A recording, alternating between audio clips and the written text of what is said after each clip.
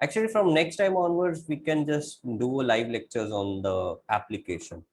Uh, because in application, it's automatically recorded on the cloud and you can get access to it on the application itself. I don't have to upload it. So right now what happens is I download it from Zoom, then I upload it on YouTube, then I share it with you. So it's a very long process for me. So that's why it takes time. Next time onwards, I'll just share the videos. Like I'll take live classes on the application. Okay. Expenditure function.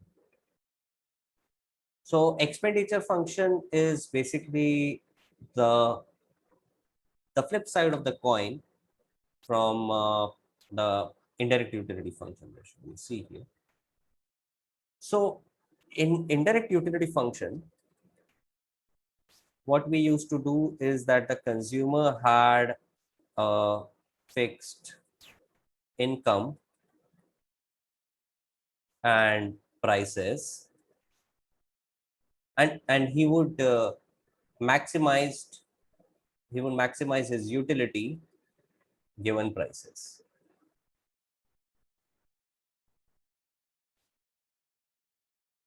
Okay.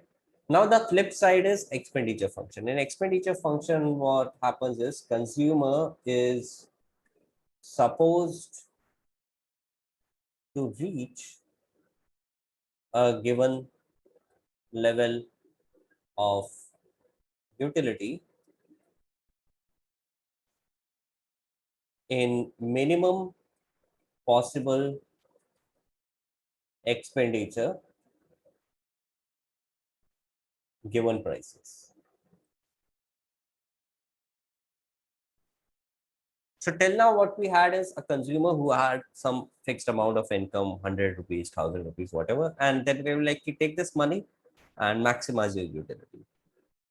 In expenditure function, what we're saying is that consumer is supposed to reach a minimum level of utility and he's supposed to do that in minimum possible expenditure.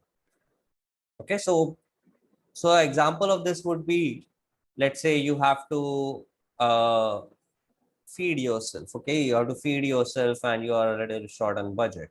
So what happens is you need to feed yourself given the condition that you need to have 2000 or 2500 calories, whatever, in a day, along with some proteins, some vitamins, and everything in minimum possible expenditure. Okay, so you're not going to eat all kinds of fancy fruits and vegetables. You're not going to go out and buy passion fruits and things because those things, yeah, might be nutritious, but they are going to come at a price. Okay, so in expenditure function, uh, we want to reach a certain level of utility in the minimum possible expenditure. So if I were to draw this comparison between the two cases,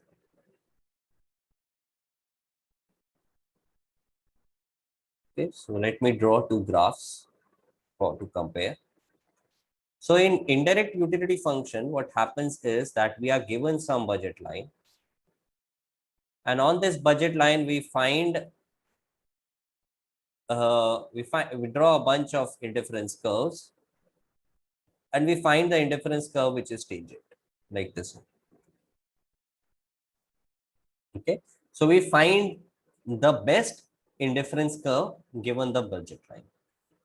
In expenditure function, the budget line, sorry, the indifference curve is fixed.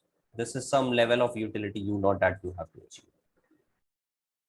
Then given the budget constraint, sorry, given the prices, you have a bunch of different possible expenditure levels which you can consider, and you have to find the expenditure level which reaches you not the lowest possible budget expenditure level which can reach you not.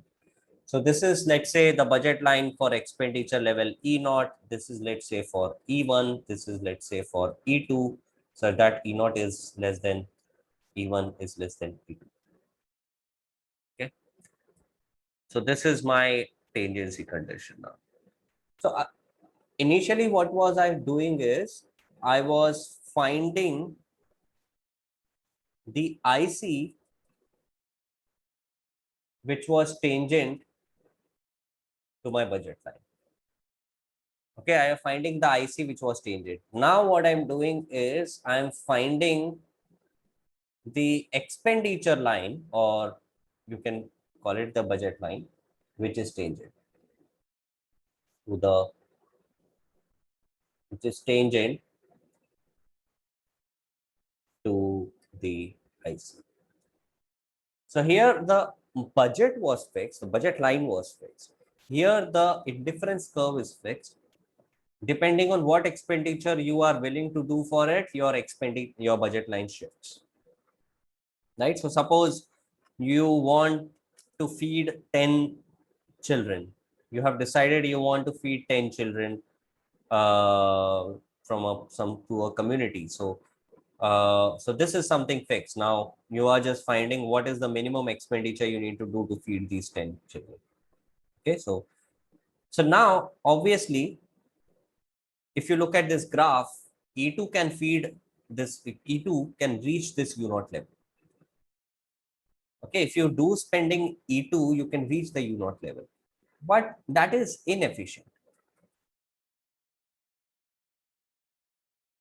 Why is it inefficient? Because yeah, you can do it in E2, but if you can do it in E1, then why not? You're doing the same thing at a lower level of expenditure. Okay, this is essentially what we do when we compare different phones for their specifications, right? So suppose we are given a set of different phones we can purchase. So let's say you clear the exam, your parents are very happy. They're saying, go buy any phone up to 50,000.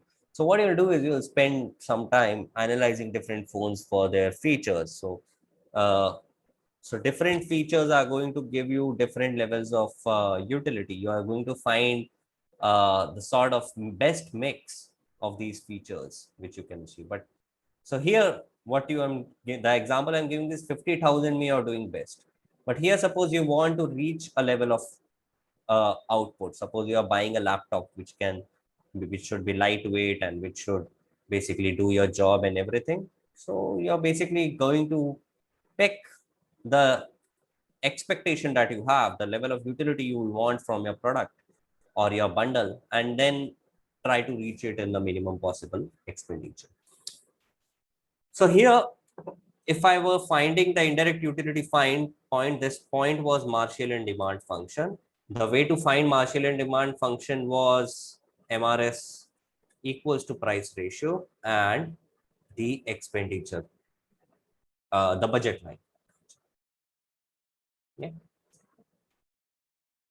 This was because you are finding the tangency on the budget line. Now, the budget line itself is not fixed. What is fixed is the indifference curve. So now the two equations that you're going to solve is, first of all, the utility, that is the indifference curve equation. So that is x hat, let me call this point as x hat comma y hat. Okay, so x hat, utility at x hat comma y hat should be equal to u0. And the other equation is still going to be the tangency condition, that is MRS at x hat comma y hat should be equal to the price ratio. So MRS equals to price ratio remains constant. The only thing is here the budget line was fixed. So the second equation was coming from the budget line. Here the indifference curve is fixed. So the second equation is coming from the indifference curve. Okay. So let's do an example and then we'll be able to understand this better. So suppose your utility function is under, let's say xy, and px is px, py is py, level of utility you want is u0. So find the expenditure function. So I basically have to solve these two system of equations. Okay, that's what I want to do. So suppose the ideal bundle is x hat y hat. So what I get is x hat into y hat must be equal to u0, which implies that x hat must be equal to u0 upon y hat.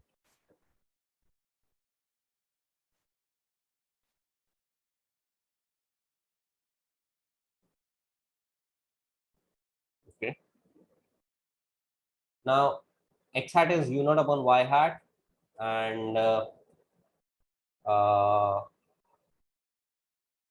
so now the next equation is MRS equals to price ratio. So MRS is y by x, y hat by x hat. This is equal. This was first equation. The second equation, MRS equals to price ratio. So y hat by x hat is equals to px upon py.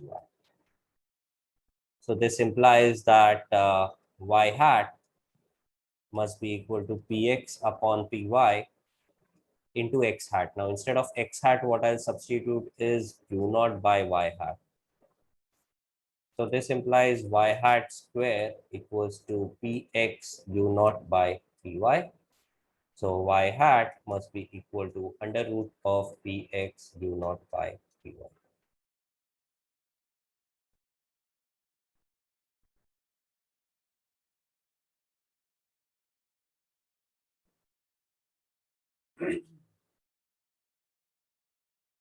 Okay, so px u naught by py, so that is going to be your y hat.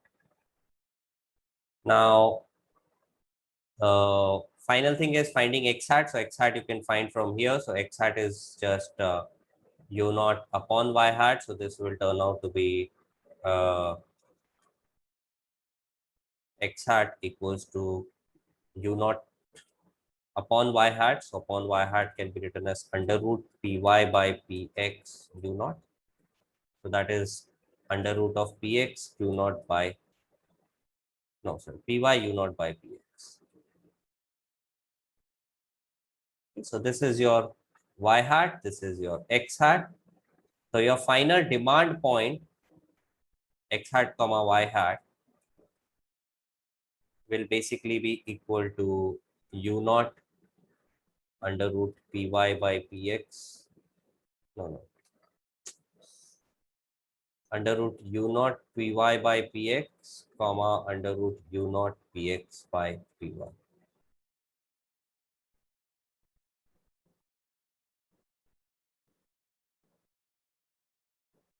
So this is your final consumption bundle x hat y. Now, if I want to find the expenditure, so the aim is to reach the level of expenditure. That is the real deal, right? I have to calculate कि कितना पैसा लगेगा. So the final expenditure is px x hat plus py y hat. So that is going to be equal to px under root py by px u naught plus py under root px by py u naught. So this thing is px py u naught. And this thing will also be px, this py will cancel with under root py. So again, under root px py u naught. So this is just twice under root px py u naught.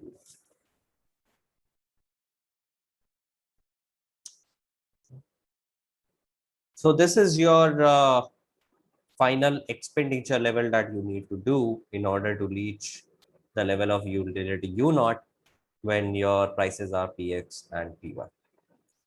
So as you can see, the expenditure function is a function in px, py, and the level of utility required u naught.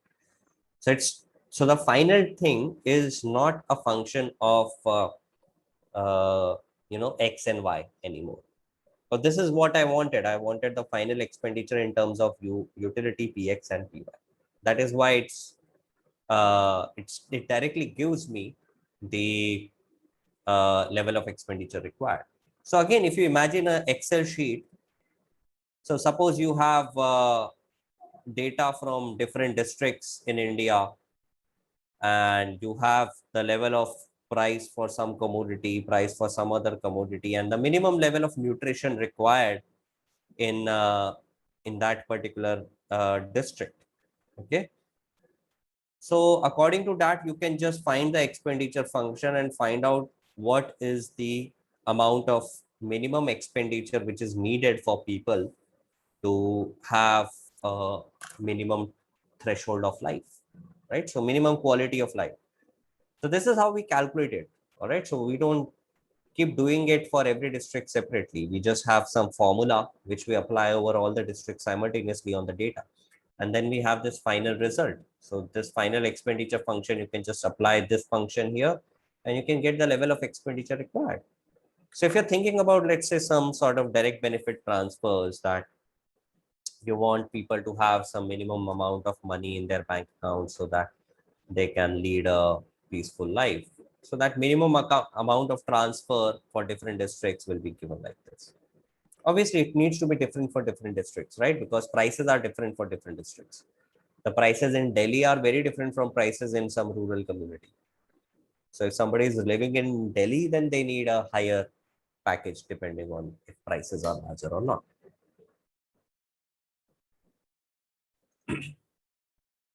So let's do an example now, which you guys will do.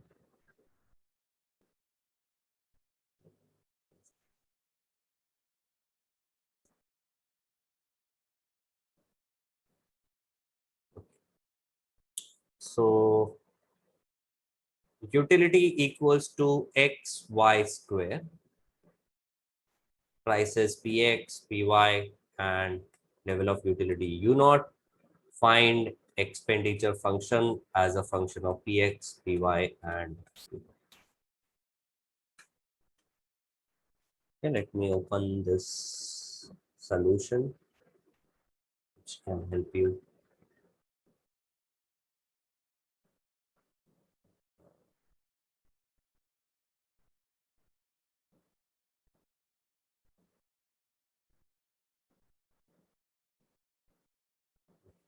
I hope you guys can see this.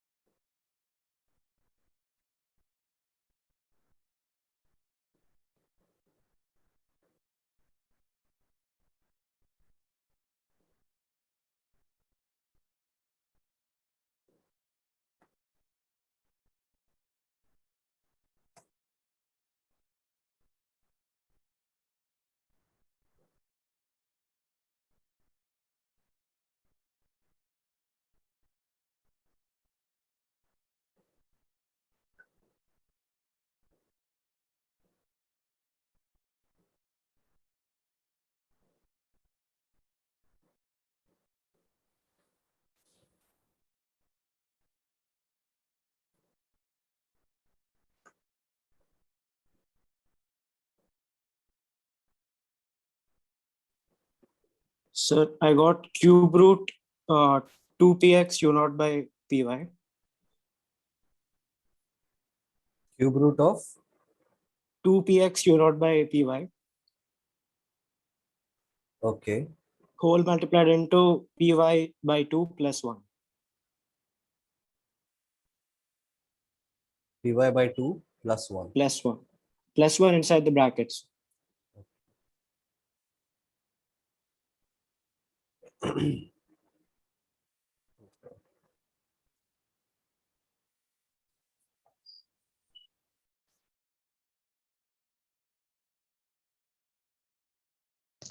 So I got 3 into u naught px to the power 1 by 3 into py by 2 raised to power 2 by 3. Okay. All right.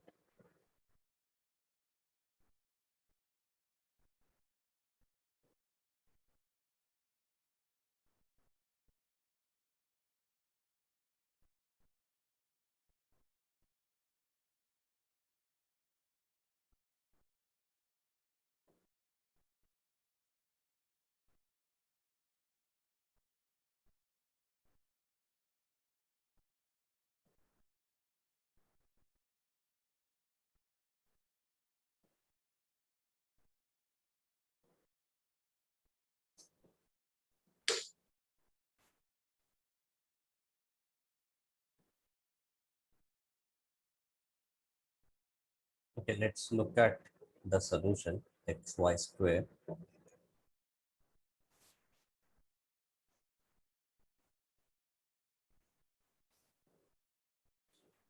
So MRS is del u by del x upon del u by del y. So when I differentiate with respect to x, y square is remaining. When I differentiate with respect to y, 2xy is remaining. So this will become y by 2x. Now this should be equal to px upon py. So what I get is y hat must be equals to twice px by py times x hat. Now the other equation is utility constraint. So x hat into y hat square should be equal to u naught. Now instead of y hat, you can substitute this entire thing. So what you'll get is x hat into twice px by py into x hat whole square is equals to u naught. So x hat cube will be equal to u naught into py by 2px whole square. Right. So x hat should be equal to u naught to the power 1 by 3 into py by 2px to the power 2 by 3.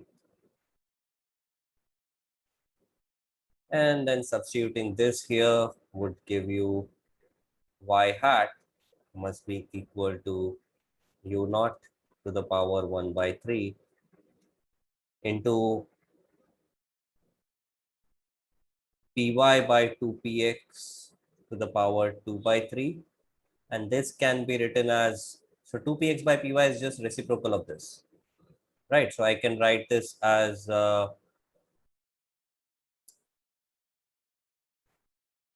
py by 2px to the power minus 1.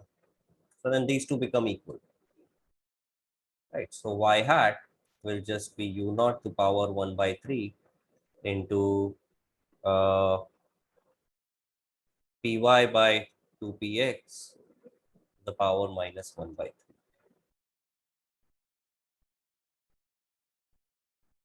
Okay, so now I have my x hat and my y hat. So my final expenditure is px into x hat plus py into y hat. So this is my x hat. So this becomes u naught to power 1 by 3 into into py to power 2 by 3 upon 2px to power 2 by 3.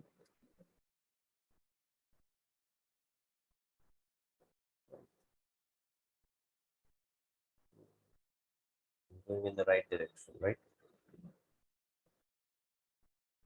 U naught into py by p 2px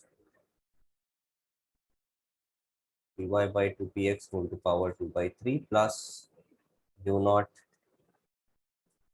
to power 1 by 3 into x into py by 2px to the power minus 1 by 3 into py.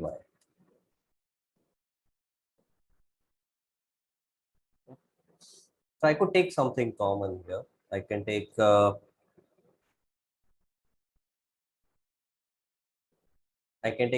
u naught to power 1 by 3 into py by 2px to power 2 by 3 common. So what I'll get is px plus py into when I take py by 2px to the power 2 by 3 out, what I'll be left with is py by 2px to the power minus 1, which I can just take a reciprocal and write as 2px by py.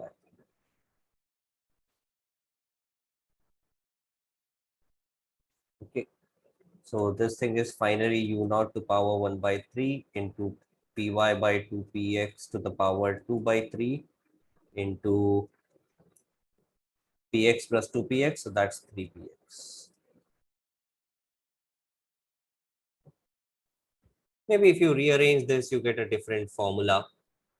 Okay, you can get a different formula from this depending on what, but you can finally rearrange your formula to reach this one. Okay, so sometimes it could seem different, but it should be something which should be equal to this.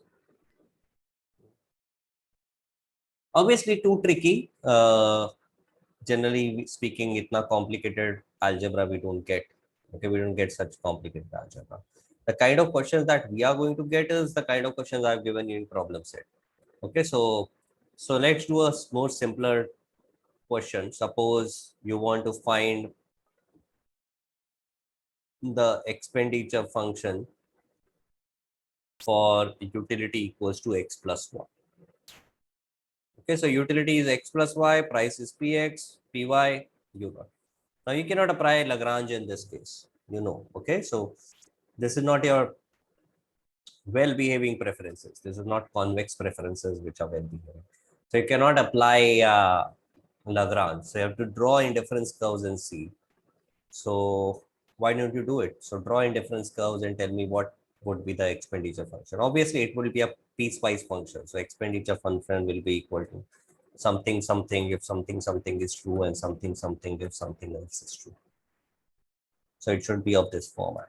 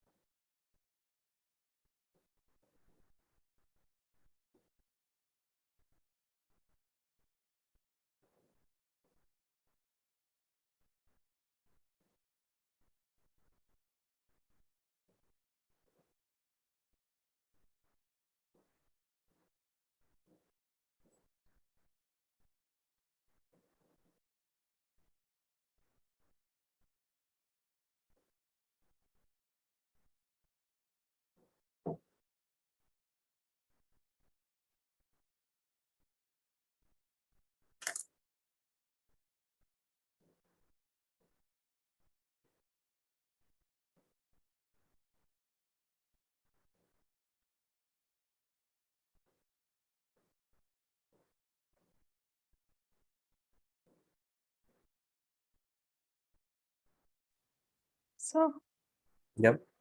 will it be like xpx if px is less than py and ypy if py is less than px?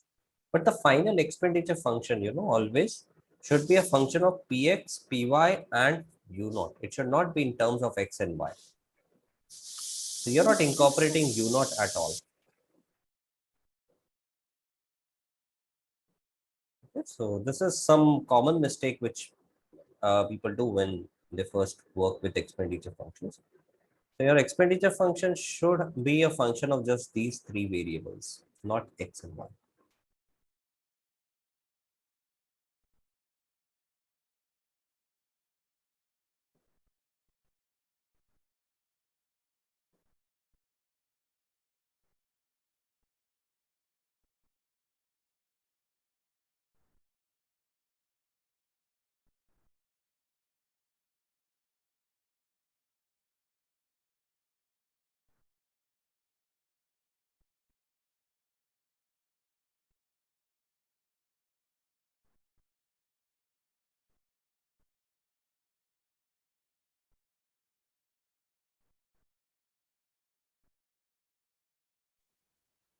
Sir, it's u naught if x is 0 minus x plus u naught if x is between 0 and u naught, and u naught if x is equal to u naught. Again, you are keeping things as a function of x e- equals to something or something. It should be completely independent of x. That's what I'm saying. Like Okay.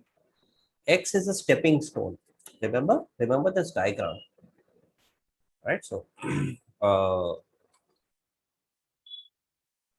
so remember this particular diagram. So what we do is we start from px, py, u naught for different things. We go to xy, and from here we find expenditure function. So your x comma y is a stepping stone, and then you again substitute it back.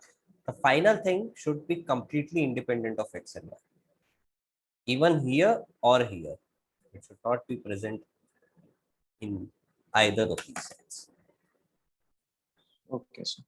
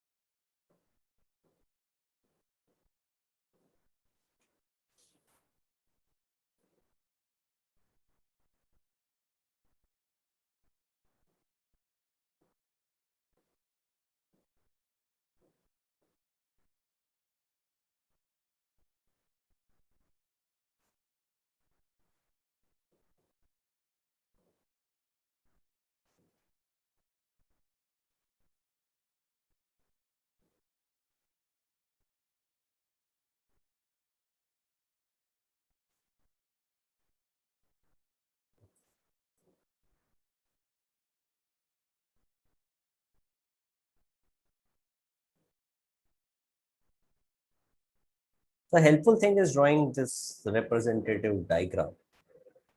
Okay, so if I have my budget line which looks like this, let's say, so my expenditure, sorry, they look like this.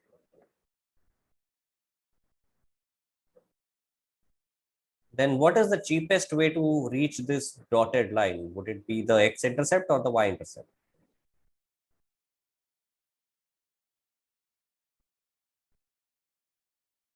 Y The intercept. x-intercept.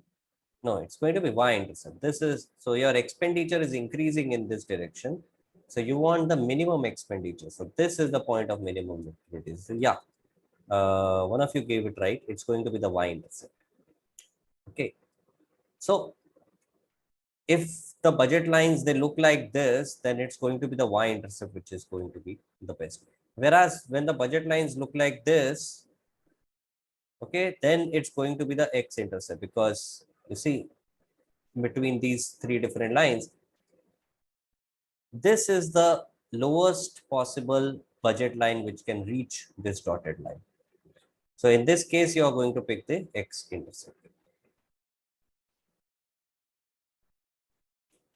Okay, so your utility is just x plus y. Okay, now you have to reach a level of utility u naught. So u naught will be equal to x if this is the case. Okay, so if this is the case, so this case is basically when px by py is less than 1. That is if px is less than py, and it will be equal to y if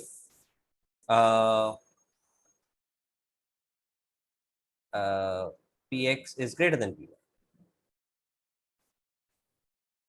Okay, but obviously I am not finding u naught, I am finding x and y.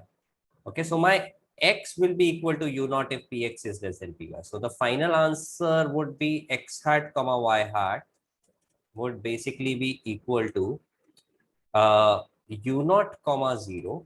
So x is equal to u naught if px is less than py, and y hat will be equal to u naught if px is greater than py or py is less than px. 0 comma u.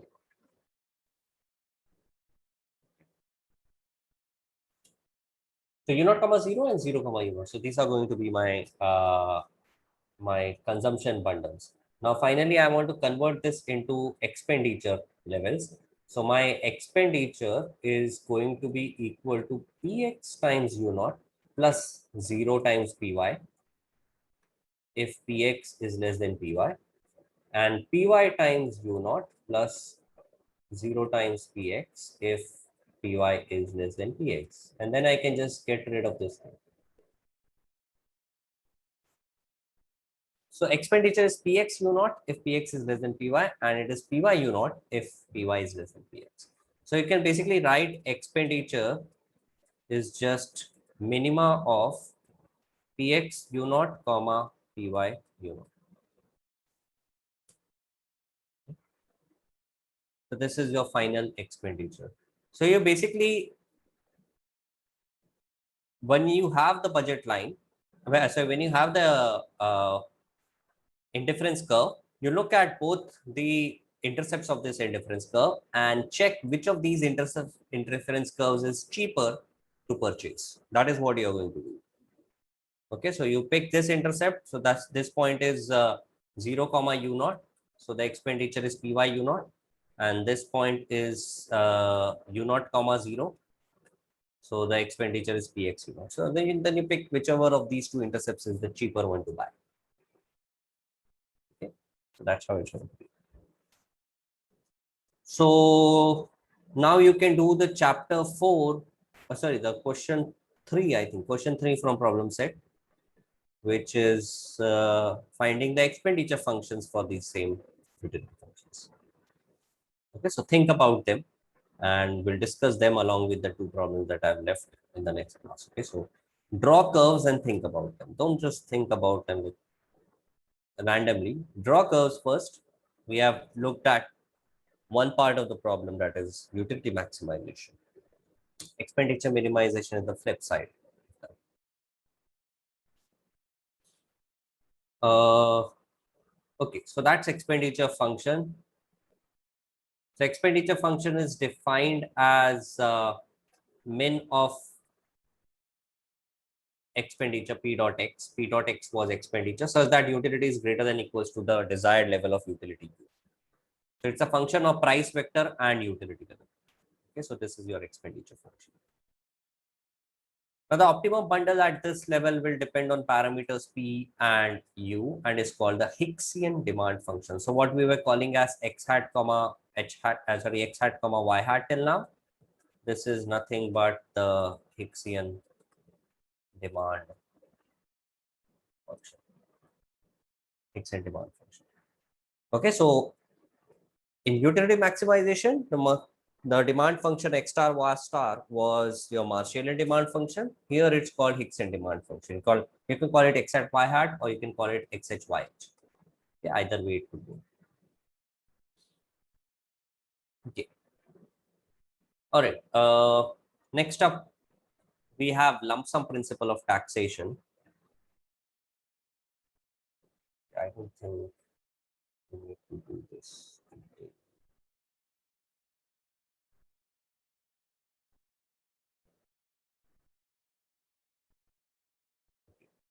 Okay, let's do this. So the lump sum principle of taxation. So what is the lump sum principle of taxation? So suppose you are the government and you want to raise some money, 10 rupees from the people. So one way to raise money is directly tax people, like income tax. Okay, so you say everybody pays 10 rupees from their income. Other thing is you tax the commodities which they are consuming, which is basically goods and services tax. Okay, so you buy anything like petrol. Recent times everybody is angry with taxes on petrol because it's getting costlier and everybody's blaming that the government is not reducing the taxes. So that's another way to make money. So a lot of people are saying the government needs money at this point of time, it's getting it through petrol. So, so the idea is that we believe that if the government wants to make the same amount of money from us, let's say the government has to get 10 rupees from each and every individual, then it does not matter how they get this 10 rupees. They can directly tax your income as income tax, or they can tax the commodities that you are consuming as goods and services tax. So this is what the normal logic says, but this is something which lump sum principle of taxation negates. So what lump sum principle of taxation says is that it is better to tax income.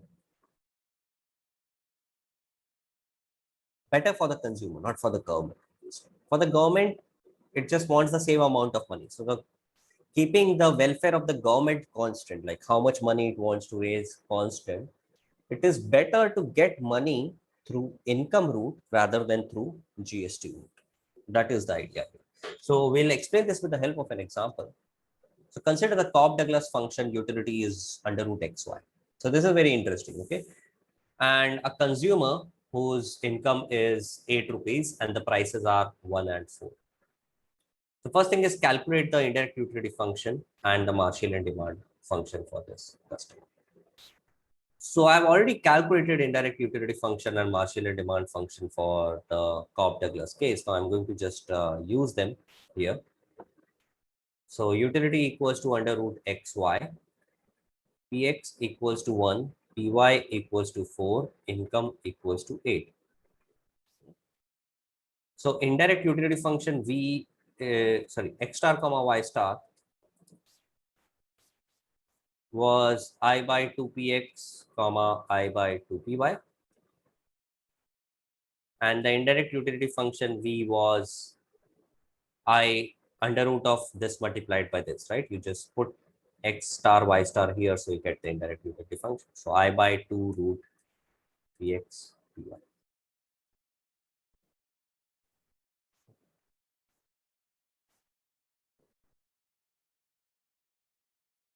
So this is your indirect utility function. Now, if I substitute these values, what I get is that x star y star will be 8 by 2 into 1, comma 8 by 2 into 4. So that is 4, comma 1. And this indirect utility function, this would be 8 by 2 under root 1 into 4. So that is 8 by 2 into 2. So that is 2. So right now the consumer is consuming the bundle 4, comma 1 and he is getting a utility of 2. Okay, so this was part A. Now let us look at part B. Suppose the government taxes ₹1 on commodity X. So tax on commodity X is ₹1 per unit. Now initial price of good X was 1 rupee. Now they have imposed a tax of 1 rupee on every unit. So the effective price of good X after taxation becomes equal to 1 plus 1. So that is equal to 2. So price of good X after taxation is 2 rupees.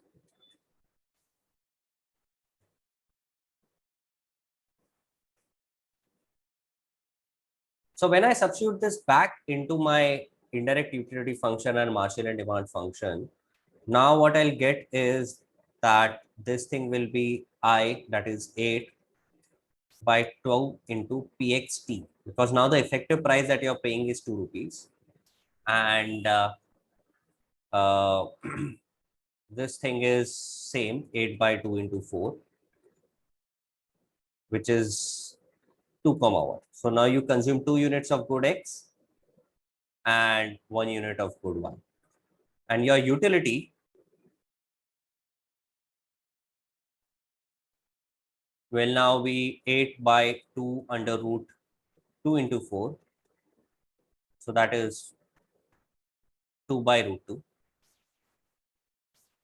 So that is it. So your utility reduces and your consumption also reduces, which is fair enough. Okay. The taxes increases, so obviously everybody's unhappy. Everybody's consumption reduces, everybody's utility reduces.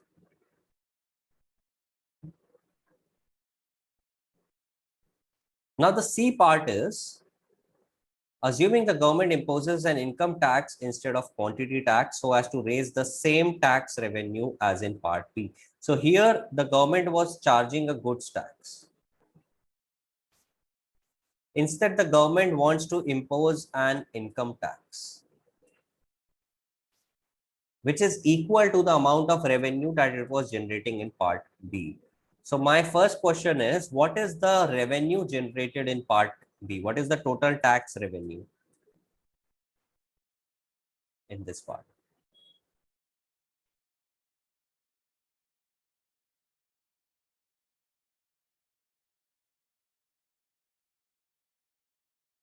What is the total So tax 2. revenue? 2 rupees. Yeah. So you're charging 1 rupee tax and you are selling two units of good X, right? So the total tax revenue is 2 into 1, which is 2 rupees. So now what you do is, instead of charging a goods tax, you impose an income tax. So you charge income tax of 2 rupees. So the disposable income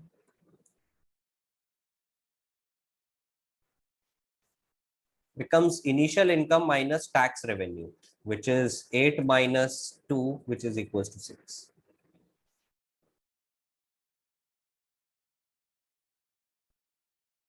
Okay. Now let's calculate the consumption bundle. So what will be the consumption bundle now, assuming this is my thing, but instead of prices have gone back to the initial level. You have removed goods tax and you have imposed income tax. So prices are back to 1,4, but income has reduced to 6. So what will be the consumption bundle now? You have this formula here.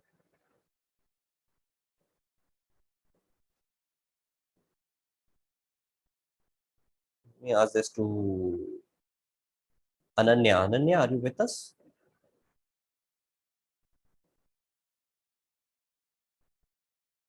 Hello, Ananya. Can you hear me?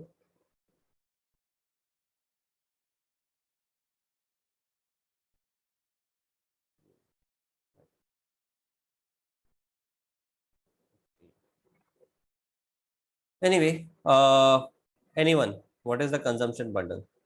3, 0.75. Okay. 3, 3 by 4, that is. Yeah, 3, 3 by 4. Yeah, that's correct. So you just put 6 here. So 6 by 2 into 1, comma 6 by 2 into 4. So that is 3, 3 by 4. So that is the consumption bundle. Okay.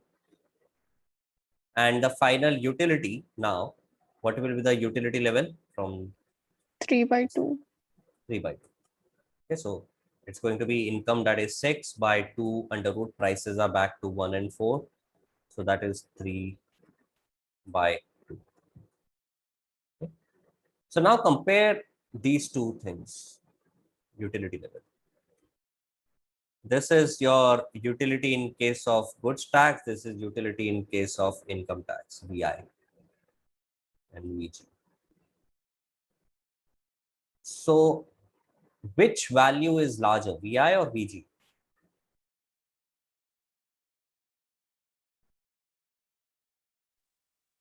VI. VI is larger. This is 1.5, this is 1.414. So obviously utility in case of income tax is larger. So what we have learned here is that imposing income tax leaves you with higher utility. Okay, so it is going to leave you with a higher utility. So then the question is, okay, and by the way, this is not coming at the cost of government. The beauty of this is the government is still making 2 rupees tax revenue in both the cases. So government has the still the same budget. So we are not generating this at the cost of the government. This is just an efficiency gain we are getting by shifting from goods tax to income tax. So the idea is that goods tax are market distorted. They force me to go in a direction I don't want to go to by making that other product more lucrative than it would already be, or that would otherwise be. So they are forcing me in some other direction, and that's why they are creating this inefficiency. Whereas an income tax does not do that. Okay, so that's why income tax is better. So this is the lump sum principle of taxation, wherein we say that if you want to tax income. Okay, but obviously it does not happen like this. Okay, in reality, we see governments relying a lot on goods tax. Can you think of some reasons why this happens? Why governments rely on goods tax also? So because many people invade away from the income taxes, they do not show their real income. Okay, very good. So yeah, if you rely more on income tax, people are going to, you're not going to get that much revenue because people hide a lot of their income. So yeah, so that will happen. So if you increase income tax, it is going to happen even more. So you say ki no GST, 50% interest, income tax. Okay. So think about it. Okay. So we are paying approximately 18% interest rate on things. Apart from paying, let's say 20% income tax, most of the people pay 10, 20 or 30. So if the government says no more GST, only pay income tax. So it's going to raise the income tax part. Okay, then people are going to hide it even more. Okay. Can you think of some other reason why it happens? Sir, only 5% of employed people pay income tax to begin with in India. Yeah. So maybe that's true. why.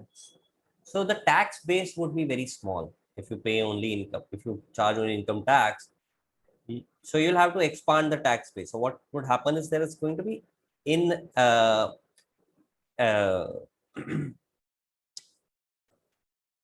basically a lot of poor people who cannot afford to pay taxes are going to have to pay taxes now. So the thing is that the redistributive nature of taxes makes us impose income taxes on the rich and impose income taxes on the rich and then use it to subsidize goods for the poor. Okay, so that's the redistributive nature. So the redistributive nature can happen only with income tax. Okay, can you think of one more reason which is hidden in here? If you focus on these numbers, maybe you can see this one more reason why goods tax is considered sometimes.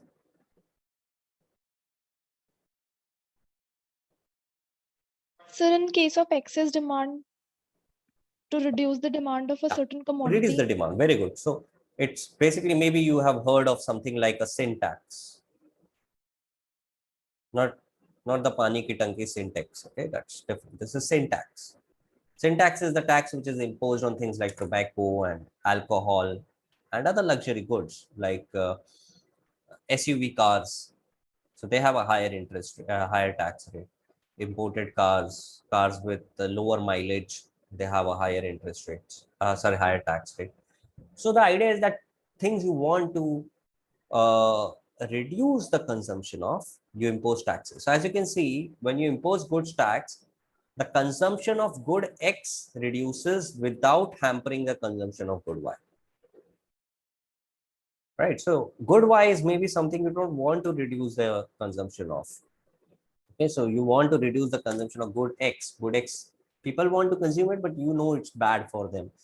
So if you want to reduce the consumption of this good, you can impose a goods tax on it. All right. Okay. So this is lump sum principle of taxation. I want you to work on a similar model for lump sum principle of subsidy. Okay, I'll give it as an assignment. You have to construct the model.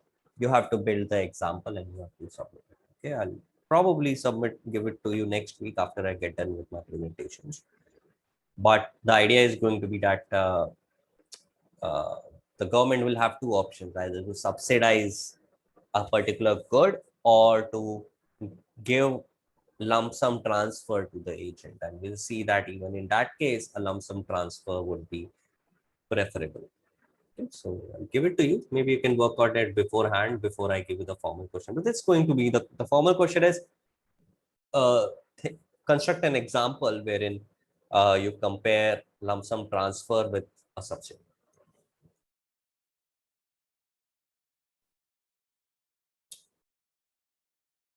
Okay, so this was your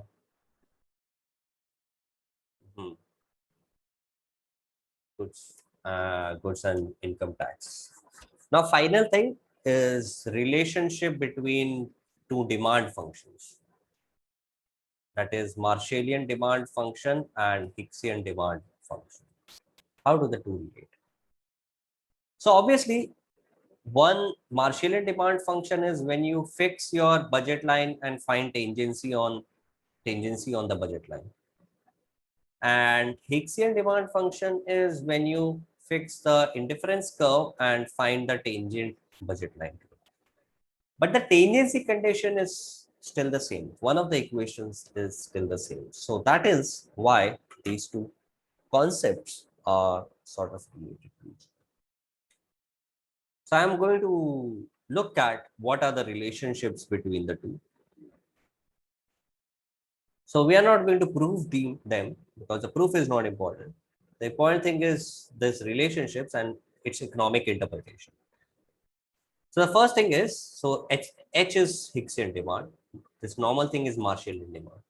So Marshallian demand when prices are P and income is I is same as the Hicksian demand when prices are P and the utility level is the utility level here. Okay, so suppose you have a person who's getting some fixed income I, and this guy with some fixed income I is getting a level of utility. Okay, so instead of that, what you do is you decide, okay, sir, we are not going to pay you in money. We are going to give you the bundle that you want. So imagine that the government has decided. So this is what happens, right? This happens if you think about government services. A lot of people talk about perks of government services. The government does not pay everybody in money terms. What they do is, so bureaucrat salaries are typically not as compared to a MBA salary. But then there are some perks like free electricity, free housing. You get free driver, car, a few house helps. So you get a bunch of people working for you. So these are perks. So these are valid perks. I'm not talking about corruption and everything. I'm talking about perks which are given in kind. So instead, the government decides like, let's do away with this entire income of bureaucrats. No income. We'll give you everything you want. Whatever you consume, we'll give it to you. Okay, what do you want? You want to travel abroad twice a year? You want to upgrade your smartphone for everybody in your family every year? Okay, we'll do it. You want a SUV car? We'll give it to you. So what happens is, suppose the bureaucrat is right now at when he's getting some income, this person, not necessarily bureaucrat, any person is getting a utility level B. So instead of that, if you want to just put him on a in-kind income platform wherein you give him the bundle instead of giving him the income, then the bundle that you're going to give him is still going to be the same. So imagine this condition. Okay, so what I'm going to say is that first, this bureaucrat had some income I. On this income I, he was consuming some bundle which led him to some utility level U1. Now instead, what you do is you want to find the best package to put him on utility level U1. So it turns out that the best package to put him back on the same utility level is the same bundle here. So if he was consuming a bundle capital A, you would be giving him the same bundle capital A. So the idea is that the person by himself is doing expenditure minimization. This bundle A is actually the cheapest way to reach level of utility U naught. So when instead of trying to give him a salary, you say that, okay, I'll put you on U naught level of utility. Okay, you're getting U naught utility, I'll give you U naught utility, but I'll do it my way. Then you look at all the bundles which give him U naught utility, and you find out that the cheapest bundle to do that is still bundle A. Okay. So this just says that why give perks? Don't give perks to bureaucrats. Just give them money. They'll be happy. Why are you giving? Okay, we'll pay your electricity and all that. All that is inefficient. Okay. So this is basically saying that instead of giving these perks, just give them the money and let them decide what they want. You give them a big bungalow and they unnecessarily stay in a big bungalow, which they don't even want a big bungalow. Okay. If you ask them, they'll just say, give me 40,000, 50,000 extra. I'll stay in a normal bungalow. I don't want 4 different people serving me. It's okay. All right. So that's the idea. The second thing is one which is more interesting. This says that the Hickson demand when prices are P and utility level is U. So suppose you want to reach a utility level U, and you can do that with this bundle in the cheapest possible way. Let me call this as bundle B. Okay. And let's say the expenditure done here is E. Okay. So the Hickson demand, when you want to reach a level of utility U, is same as the Marshallian demand when your income is equal to this expenditure level. So if you consider a consumer with the income same as this expenditure level, which you are doing to put him on this level of utility U naught, he is going to consume the same bundle B which you are providing him. This is basically saying that, okay, you want to put people above poverty line. Now, one way to do it is you decide the poverty line level of nutrition.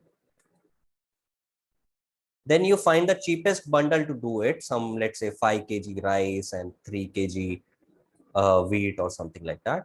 And then you decide the expenditure to do it. Okay, so itna kharidne ka expenditure itna hota hai. So one way to do it is you find the cheapest bundle and then you provide this cheapest bundle to the person. The other way to do it would be that you just give this expenditure money that you are spending to buy this, procure this bundle, you just give it to the consumer directly in his bank account, which is basically direct benefits transfer. Right. So the second thing is, why are you unnecessarily making your life complicated? That you say the consumer, okay, I'll give you a ration card, then I'll set up a shop, then I'll bring grain from somewhere, then I'll provide you this grain in the ration shop, and all kinds of harm. Why are you doing that? Don't do it. Whatever money you want to spend through the ration shop, through the PDS scheme, okay, just put it directly in the consumer's bank account. Uske account mein dal do. He'll purchase the same bundle that you were initially purchasing for him. Okay, so this is the logical background for DBT and why it became popular. Now, obviously, without the shop, there's no way to verify what is the consumer buying, if the consumer even exists or not. What if I make a random bank account and Aadhaar and start getting money in that bank account? So that can happen. So that's why there needed to be biometric verification of people, so that fake IDs would not be created. So that created the demand for Aadhaar cards and everything. So with Aadhaar cards, direct benefit transfers kind of took off in a big way. It's still not at the level of that it happens in some other countries, but it's picking up slowly. But this is the theoretical background for why DBT makes sense. So now you don't have to spend on setting up a shop, keeping a person there and everything. You just transfer that money, whatever you were buying, whatever you were spending to purchase this bundle, just transfer that money to the person's bank account and forget it. It saves your administrative costs because you need to have ration cards for everybody and everything. Okay, so it's just costlier to do that. Okay, some people also say that there's this thing called universal basic income, UBI. It gained popularity some time back. I guess Finland implemented it. So they were like, yeah, if the guy is poor or not, I have to analyze. If the guy is unemployed or not, I have to analyze. Rather, I'll just give this much amount of money to everyone, irrespective of you're employed or non-employed, irrespective if you're rich or poor. I'll give you like say 10,000 rupees per month every year. So in certain situations, what happens is that administrative costs, if it is too high, that finding out who's the person who needs it, okay, if it is too costly to do that, why don't just give money to everybody and then forget about it? Okay? But that's a different thing. Here we are just looking at theory. Obviously, in real life, things are much more complicated than this. So we'll not discuss this much further, but this is the theoretical backing for direct benefits transfer. I like it interesting. I'm just not, again, not very important from exam perspective. I just like to talk about this thing and why DBT is important. So yeah, so that's it.